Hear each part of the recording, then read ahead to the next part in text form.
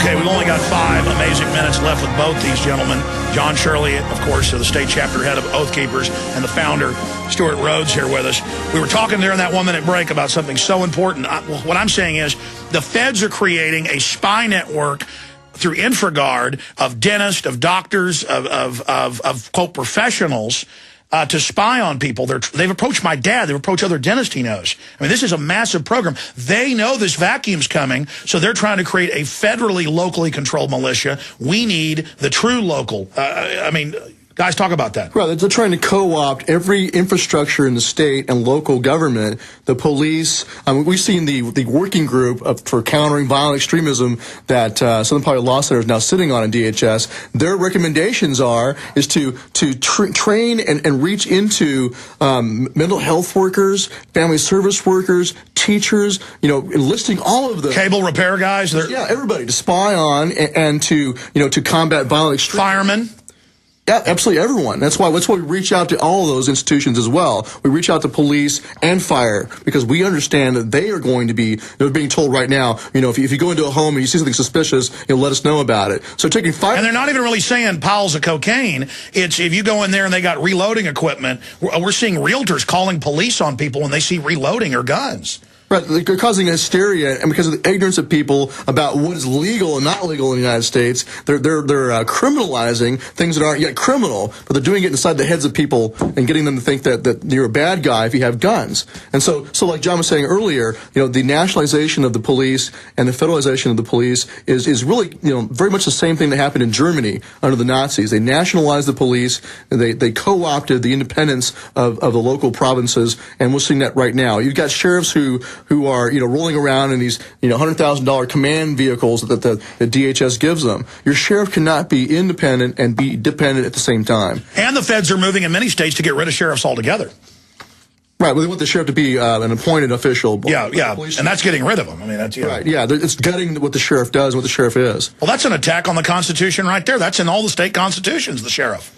Well, so we have to fight back at the local level, and we're doing it. We're now part of the 10th Amendment Center Nullify Now tour, going around the country and talking about state sovereignty and standing up, and the doctrine of interposition, of the responsibility and duty of the state to interpose itself between the federal government and the citizenry when the feds cross the lines, the boundaries. And what's great is you're getting not exhausted, but running all over the country yourself. You're finding other great leaders like John Shirley and others who can be force multipliers to speak to even more groups, and folks can find out how to get you guys or other great state chapter leaders to come speak on the Oath Keepers website. That's right, oathkeepers.org. They can go there, and we have a free forum here for Texas here as well, and all the other states. So they can go there and find all the local chapters. Absolutely. And people can just get information from the site, or they can become full-fledged members if they're in the military or police.